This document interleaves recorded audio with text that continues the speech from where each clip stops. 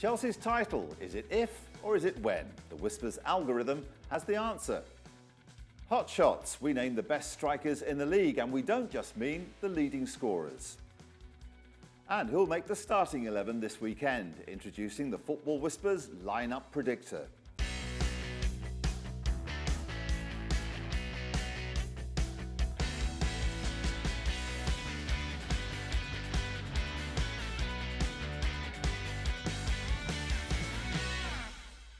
Welcome to Football Whispers. Having brought the appliance of science to the transfer market, this week we set our algorithm loose on the Premier League title race, the best strikers in the game, and we named the teams lining up days before they actually line up. We're doing it in the company of Clive Allen and Paul Walsh, two former England and Spurs strikers, and a few other top-flight sides to boot. Right, who's going to win the league then? Chelsea's humiliation of Arsenal at the Bridge on Saturday would seem to indicate it's Conte's title to lose. Even the man himself concedes his team have been something special since meeting Liverpool and Arsenal earlier in the season. After that situation, totally changed the spirit, the will to fight together, to be a team. The will to try something important in this season. I think it changed a lot, and we started to work very hard also in different aspects to improve. For sure now we are another team. If you compare this team in the last game against Arsenal and against Liverpool. And with Arsenal's title race as good as run, Arsene isn't about to go against popular opinion. They look at the moment in full confidence, powerful, strong. They don't concede goals. It's them to lose it. They are in the best position. They don't play in Europe. They can wait every week for the next game, prepare properly, and they're in a very, very strong position, yes. So that's what the managers think. Before we get the views from the sofa, let's pile on the pressure by introducing our latest bit of algorithm artistry, namely our top-of-the-table predictor. James Lorenzo explains how it works. Thanks, Matt. So Chelsea have opened up a 9-point gap at the top of the Premier League, but the question on everybody's lips is whether they will see it out, and the statistics certainly suggest they will. Our data scientists have created a model which predicts the results of every Premier League team using performances to date, fixtures still to come, as well as their activity in the January transfer window. And after all of that is taken into account, it is indeed Chelsea who come out on top. Let's take a closer look. Having studied Premier League champions past, we've established that 87 points are, on average, enough to lift the trophy.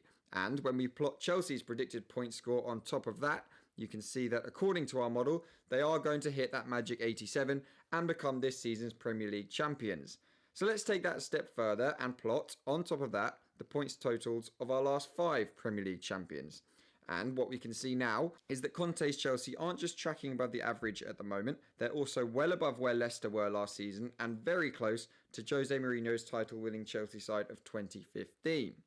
It's also worth pointing out that they've amassed more points than any of those past champions after an equivalent number of games, so they're in a pretty strong position with 14 games remaining. So Chelsea look like they're running away with it then, but what does the model tell us about the teams left trailing in their wake? Well, according to the data, Manchester City, Spurs and Manchester United will make up the remainder of the top 4, although all 3 of them will end up some way back from challenging for the title. We also have both Arsenal and Liverpool to miss out on Champions League football. In Arsenal's case, that will be for the first time in over 20 years and could have lasting ramifications for the future of Arsene Wenger, not to mention those of Alexis Sanchez and Mesut Ozil too. So that's what the numbers say, but each team still has 14 games to change their fortunes for better or worse. So let's see what the pundits think. Matthew. Well, let's see what the pundits think. Clive, it's a massive margin for Chelsea. Do you hold with that? I think that this last weekend has been pivotal in the title race with Chelsea beating Arsenal and so convincingly. I think as we heard from Conte, they are a team full of confidence, a belief. I think what he's got top players playing at the best of their ability. So it is for Chelsea to lose, and for the others, really, I think, are going to be left in their wake. Arsenal 5th. I mean, you might have noted that. I did. Well, yeah. I mean, at the start of the season, when I was predicting what I thought would happen, it was Manchester City, Chelsea, Manchester United, and Liverpool. But Liverpool, and if you're looking for a reason to cling on to something happening, look at Liverpool's plummet in the last month. Manchester City started the season fantastically well, and then suddenly imploded themselves for a period of time, and then came again. But so there's been a lot of inconsistency, other than Chelsea. And at the moment they're in such a strong position, and all the things that Clive just said, they're on the top of their confidence. They've got that team spirit. They've got time to prepare. For all those reasons, you just cannot see it slipping. And if there is going to be a late run, who's going to make it? Who's more likely? I still think it's Manchester City. I do believe that obviously they have Champions League to contend with as well, with the game against Monaco. But I just think that they're liable of putting a run of victories together. And that has to be the case for any of those teams chasing Chelsea at the moment. They've got to win every game. They cannot afford to slip up. And unless they do, they will not even get close to Chelsea. So for me, Manchester City are probably more capable than the others of winning all their games to the end of the season. Two managers under pressure then, if that stat is to be believed, and that's at Liverpool and at Arsenal. Yeah, well, not so much Klopp. I think they'll give him more time. At Arsenal, they're already, there's an element of the Arsenal supporters that are already chomping at the bit to see something different at Arsenal, and that's just going to grow, you would think. There's that old familiarity breeds contempt sort of scenario. They're bored. They just want to change. It's been going on for too long, and they just want to see something fresh and different. Which, be careful what you wish for. It's a little bit of that, because you just don't know. But fans, they're fed up of the way it keeps going every season. They get to a point, they threaten to do something great, fall away and disappoint. And that's where I think it's a struggle. He's got the backing of the board and the people upstairs, but the fans want to see a change, I think. That tide's turned. An interesting position as well with his contract, that obviously that runs out in the summer. It just could come to a natural end, I feel. And maybe even Arsene Wenger is just waiting to see what happens come the end of the season with the team. I'm sure he wouldn't want to leave with them not qualifying for the Champions League, which has really been their goal every season. Yeah. Finish in the top four, provide the club with Champions League football and the finances that generates. If that wasn't to happen this season, I just think it might well be a natural conclusion to Arsene Wenger's reign at Arsenal. Yeah, so missing out on the top four could prove to be the end. Well, striking's all about instinct. We've got a couple of strikers here, and I imagine that's a view you'll get from them. But you can always add a little data to the mix when it comes to working out who are the best forwards in the Premier League. Take a look at our top-rated Premier League strikers. The usual suspects are there, but not in the order you might expect them to be. In other words, not in order of who's scored the most. It takes more than just finding the back of the old onion bag to make an effective striker. We input a range of factors, including the total number of shots, assists, shot accuracy, chances created, goals scored against the top six, goals that were winners. The list goes on. So, have we got it right? It's all about instinct, isn't it? It's nothing to do with stats. You just got to hit the back of the net. I think there's certainly a number of factors that can play their part, but for me it comes down to instinct. And strikers score goals in different ways as well. It's the hardest thing to do in the game, and very, very difficult to quantify, I would say. Very difficult. I mean, you were good at it, basically. I think one of the things that really frustrates me in the modern game is that players are classed as what they do in the game, what their contribution is to the team. And it's gone away a little bit from the fact of, can they score goals? He's a goal scorer. I think when, in going back in years gone by, managers, coaches would look at players and say, well, can he score goals? It was just about how many goals you scored in the games that you played. Now there seems to be so many other factors that they bring into the calculations in terms of what is a good striker. But for me, it still comes down to your ratios of goals for games. Yeah, I mean, listen, for me, there's two types of striker. There was goal scorers. He was definitely a goal scorer. Tony Cottee was a goal scorer. Ian Rush was a goal scorer. And if you put chances in front of them, they scored goals. But, the ultimate partnership, for instance, was Kenny Dalglish and Ian Rush. But Kenny didn't score as many goals as Ian Rush, but I don't think anybody would deny what a fantastic player he was, and he more than chipped in with enough goals. But there were partnerships, but in our day, more so than there is today. The wider players of a 3, they're lucky if they get into 10, into double figures. And so there's so much pressure on that one guy through the middle. And Clive's best season was 87, wasn't it? Yeah. Depleted, where he played as a lone striker, but he had Hoddle behind him and some other players that were putting chances in for him. And Clive just had to worry about being in the right place, which he was very good at anyway. And it suited him perfectly. I wasn't in the same league as him as scoring goals. I had to do other bits and pieces to make myself useful within the team because I wasn't a natural goal scorer like he was. Rare modesty from Paul Walsh. Now, Romelu Lukaku is the Premier League's leading scorer with 16 goals, and he's second in our performance index. Either way, he brings out the emotion in his manager. He's world-class striker. He's improving, but his big quality that he is showing every day. And of course, on the training, it's maybe sometimes not so difficult, but in the game to be that clinical, what he was today. In finishing, it's one of the best. And I have the pleasure every day to stay and to be on the pitch when he is finishing. He will always finishing in the training, but it's world-class quality what he has in scoring goals.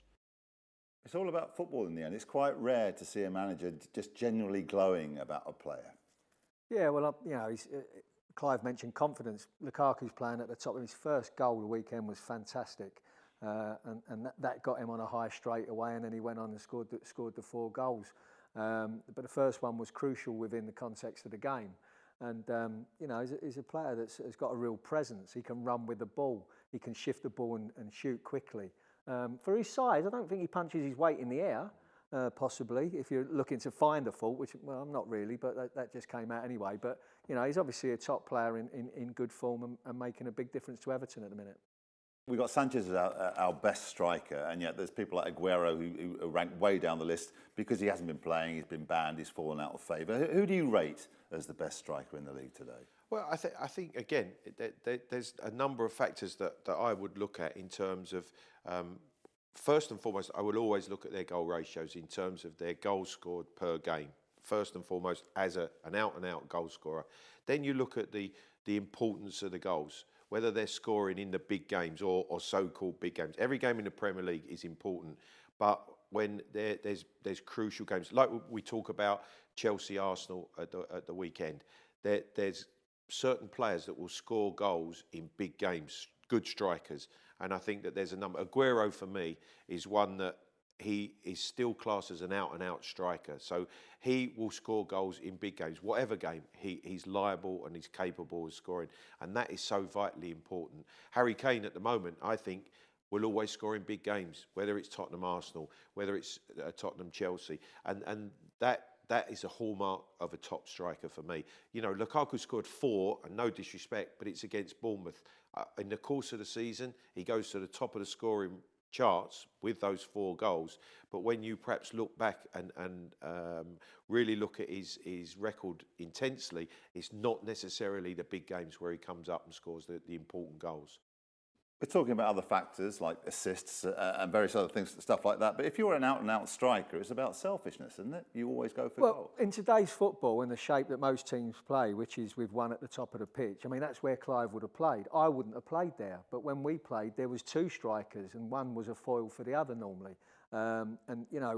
So it's a selfish job now because you are that player at the middle of the pitch and you don't want to be running all over the place. You want to make sure you're in a position when the ball comes in, you've got that natural instinct to be in the right place to maybe get a chance. And Jesus, for instance, at Man City has hit the ground running. He's 19 and, straight away he's got 2 or 3 goals. And, he looks like he knows his way around the pitch, but he also looks like a good footballer to go with it. It's baffling to know why Aguero... He doesn't want to try and make that work, the pair of them, for instance. But he doesn't want to forsake his shape for accommodation of a top player. But I'm with Clive a little bit. I like Harry Kane. I think Harry Kane has got a fantastic mentality, a great attitude, and scores all types of goals. Who's he play for? Anyway, let's get away from Spurs. Jesus, Paul mentioned him. He seems like a bit of a player. Oh, he certainly is a player. There's no doubt about that. He's young, he's energetic, he has undoubted ability, and he knows where the back of the net is. So I think he's been highly sought after. Manchester City have been able to acquire his services, and I think that the other thing is always a big factor is whether it suits your team, and he looks as if he suits Manchester City because he will link up with the play. He has a wonderful touch. He has an awareness of what's going on around him. But then the positions he takes up, we see his 2 goals at the weekend because he ends up in goal-scoring positions. Yes, he'll join in the play, but he'll end up in the most important positions, which is goal-scoring situations where he can finish, and he has ability to do that. So at the moment, he looks a really breath of fresh air. But in saying that, it is the Premier League. Everybody will be looking at him now and saying, how can we stop him? How can we do this? So in time, we'll see how good he is if he can continue in this form. Well, let's look forward then and look outside the Premier League. And all of those strikers that we see here have been linked with a move to England. But do they have the attributes to be successful? If you look at this from Griezmann on clockwise, I mean, he's been talked about as a done deal. It didn't happen in the January window, but it's as good as red, isn't it, that he's coming across in the summer? Well, I think he had an outstanding Euros. I think he's been fantastic for Madrid. He is more of a player who needs to play off of a main striker. You see these particular players here; they've all got different traits in terms of what they're good at. Icardi leads the line; he's more of a centre forward. I think Dybala plays off of a striker, plays behind Higuain at Juventus. So they're slightly different roles, and it has to be how they'll suit and fit into your team. You could see Griezmann coming into Manchester United and playing off Ibrahimovic. Yeah. I think that could be a fantastic way in which they can accommodate the talents of Antoine Griezmann, who I think would be the signing of that group. If he came to the Premiership, I can see him setting it alight. I really can. Because when Griezmann's been mentioned in the past, it's been mentioned as a replacement for Ibrahimovic, and I totally agree with Clive. I think that would be a frightening partnership if you could get that working well, because they're 2 very clever players. I mean, I didn't realise how good Ibrahimovic was until I've seen him in this country, and at his age as well, he's been fantastic. That would be a great partnership. Aubameyang, for instance, is a bit more power and pace. Maybe hasn't got the subtleties of Griezmann. But they're all top players. It's just personal preference for the club then, and what they fancy the most. Can they get it, and other factors. Well, we reckon they're the ones who most likely will be on their way. The winter window may have closed, but that hasn't brought an end to transfer gossip. The end of the season is only 14 games away, and James Lorenzo, there he is again, has been looking at the latest whispers. Thanks, Matt. Now, the transfer window may have shut last week, but that does not mean that football's movers and shakers will stop working to improve their sides, even if that means they have to wait until the summer to formally introduce new talent. Now, Hull raked in £20 million from the sales of Jake Livermore and Robert Snodgrass in January, and we have Yanis Saliba in second to become one of the players that some of that income is spent on. The winger, who can also play as a striker, has been on an index of 3.8 since deadline day.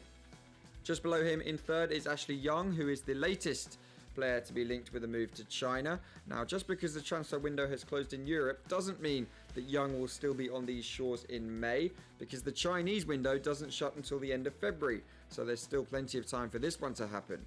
The move of Antoine Griezmann to Manchester United is one that will probably rumble on for a long time before anything concrete is revealed. It's been charting for a very long time now. In fact, it hasn't dipped off the radar for over a month, and our latest index is a 3.2, which is enough to put the move in 7th for the time being. My deal of the day concerns Moussa Dembele, who scored a hat-trick for Celtic at the weekend. A story broke in the final couple of days of January regarding Chelsea and a £40 million bid for the Frenchman. Well, that didn't get through before the deadline, but we think the Blues are still interested. It's certainly one worth following. That's all from me. Let's head back to the studio. Matthew. Thank you, James. It's all about innovations this week on Football Whispers. Next up is predictive lineups, or how that Whispers algorithm can let you know how your team is going to line up days before they actually line up. Game of the week this week sees Liverpool host Spurs in the tea time kickoff on Saturday. Before we reveal the lineups, here's a quick look at how we do it. The algorithm uses a myriad of factors to work out who's playing and where. Take time to take stock, but if you don't agree, you pick the team and see the formation change to suit your thoughts. It's all available on the Football Whispers website. But if you're Spurs going to Liverpool, there's surely no need to change your formation. No, not in the current form they're in. Obviously, the one thing that dictates selection could be injuries picked up from the previous game. But I think Mauricio Pochettino is very happy with the way the team's playing. There's one or two injuries which has meant the formation almost picks itself. And so I think he's very happy, and there won't be any changes from the team that won last weekend. But changes needed at Liverpool, will that be reflected in the way he lines up? Well, you would think so, because when you're in a bad run and things are going wrong and results are going against you, sometimes you have to shuffle things around just to try and change the sort of results that have been happening. So Coutinho coming back obviously is a big plus, and getting him fit and getting him playing well. But the disappointments have been at the top of the pitch. Early in the season, the criticism was all in defence, and that's still not perfect. But at the top end of the pitch is people have just gone off their high levels where they've been performing very well. Firmino's gone a bit quiet. Lallana's gone a bit quiet. How he decides to shuffle that is a big problem at the moment, trying to get a result and players reignited and playing at the top of their form. Is it still the case that, a couple of days or hours before the game, you're looking at the team sheet wondering whether you're going to be in it? Do they still do things that way? Yeah, I think different managers have different ways in which they announce a team. Some like to work with the starting 11 2 or 3 days before the game, so the players will be fully aware of what their roles are, what their positions, and what's expected of them. Others who do make changes sometimes will wait until an hour before the kickoff, which some players are quite happy to deal with. Others, certainly, who like to prepare and get their minds right for a few days before, are always worried whether they're in or out. But it does depend on the manager and his own personal thoughts. And sometimes I've worked with managers who don't really know until an hour before who they're actually going to pick, and that can change. Jack Charlton naming the same player twice, or only naming 10 players? Yeah, no, but I've been at the mercy of all of those in a way. Kenny Dalglish only ever used to name the team the hour before, so it'd all be sat there. So the night before, from training if you're possibly in, but you're a sort of a borderline one, and you're sitting there all night. Maybe you wouldn't sleep so well because you're thinking, am I playing? What am I going to do if I'm not playing? How about if I am playing? And you can drive yourself mad thinking about it. So sometimes it is nice for a manager to name the team, get a good night's kip, prepare in your mind and be ready. Everyone knows where they are then. Big game for both sides. How do you see it going? Well, I just think that for Spurs at the moment, they're a model of consistency, very good defensively, and I think going to Anfield is always going to be a difficult task, but I'm confident that they can come away with another 3 points and just compound the misery that Klopp's suffering at the moment. Paul Walsh, ex-Spurs, ex-Liverpool. I've got a sneaking feeling it might be the opposite of that. I've got a feeling that the bigger players that Klopp puts in at the top of the pitch are going to turn up. They are going to play with an intensity. Maybe the nature of the fact that it's a big game against Spurs will ignite them. And I've just got a feeling, being at Anfield, that it could be the game they turn their season round, but I'm not sure. An anti-Tottenham comment on Tottenham team. That's about all we have time for now, but there is still time for you to get in touch via Facebook or Twitter to let us know what you think. Got a steer on a summer move? Have a view on what you've seen so far, or maybe just a question to put to the panel? Let us know and we'll put you in touch. We're back next week. I look forward to seeing you then.